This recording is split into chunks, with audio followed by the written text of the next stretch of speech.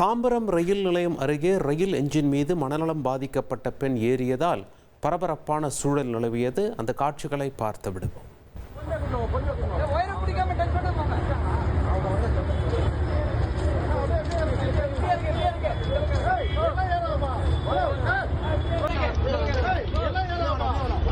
Mental இது ஹாஸ்பிட்டல்ல தப்பிச்சு வந்திருக்கும். நிக்கிற மாதிரி தான் தெரியுது. வயர் எதுவும் கண்ணுக்கு தெரியல. எதுக்கு நிக்கிறான் இவன்? என்ன ஏதாவது கேட்கறான் பாரு.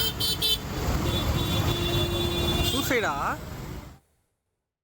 கூடுதல் தகவல்களை செய்தியாளர் மீரான் வழங்கிட கேட்போம். மீரான், உங்களுடைய தகவல்களை பதிவு செய்யுங்க.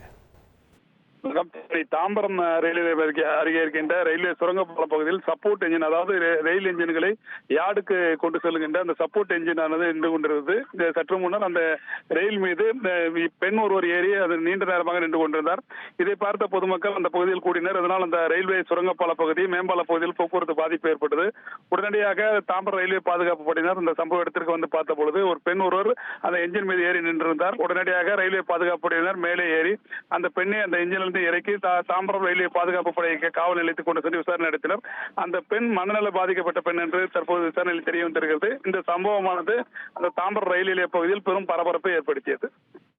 உங்களுடைய தகவல்களுக்கு நன்றி மீரான்.